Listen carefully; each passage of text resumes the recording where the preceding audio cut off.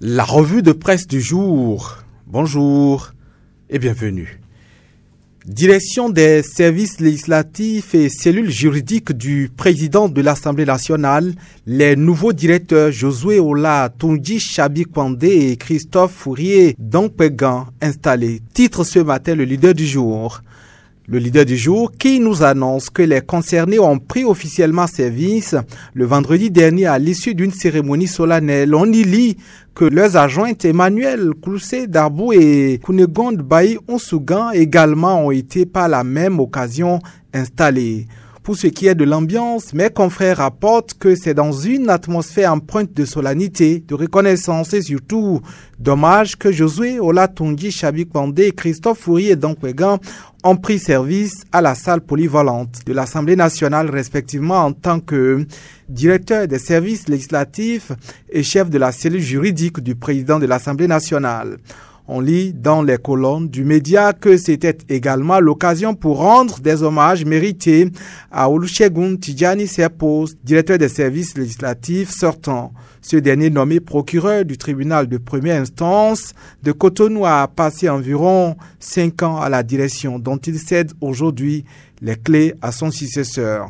Dans les différentes allocutions, un vent de gratitude infinie a soufflé, nous apprend l'auteur de l'article. Et c'est à l'endroit du président Louis Gbagbo-Vlavonou, précise mon confrère, qui relaie que Olusegun Tijani Serpos, Josué Ola Tondji Chabi-Kwande et Christophe Fourier Dongpegan ont dit leur reconnaissance au président Louis Gbagbo-Vlavonou, qui a toujours fait confiance aux jeunes en les nommant à des postes de responsabilité. Fin des travaux de construction du nouveau siège de l'Assemblée nationale, la CIMO rassure pour la remise des clés fin décembre 2025, lit-on ce matin dans les parutions du Grand Matin.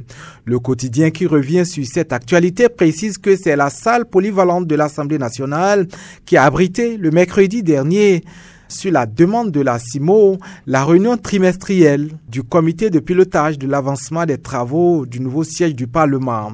La séance et la descente qui s'en est suivie ont permis de faire le point des nouvelles informations au président Louis Gbagbo-Vlavonou. Et l'on apprend avec mes confrères que tout ceci est intervenu après la restructuration du projet. Mais selon l'article, malgré les grands changements apportés par la restructuration, la CIMO rassure de la remise des clés du nouveau siège pour fin décembre 2025. Éliminatoire CAN 2025, Bénin 3, Rwanda 0, bonne option pour la qualification mais fini le travail à Kigali, Matel Fraternité.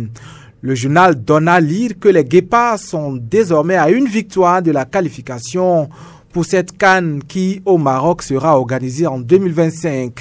En remportant la première manche de la double confrontation face au Rwanda en 7 journées FIFA, les Guépards ont fait une bonne opération, 3-0 à Abidjan face aux Amavubi du Rwanda. Mais demain déjà, un autre jour où Steve Mounier et ses coéquipiers devront achever leur mission. Or, fait constater Fraternité, demain la rencontre avec les Amavubi, c'est à Kigali, en terre étrangère. Valider leur ticket va aider les Guépards à mettre tout le monde d'accord sur leur véritable actuelle forme. La revue de presse, à demain mardi.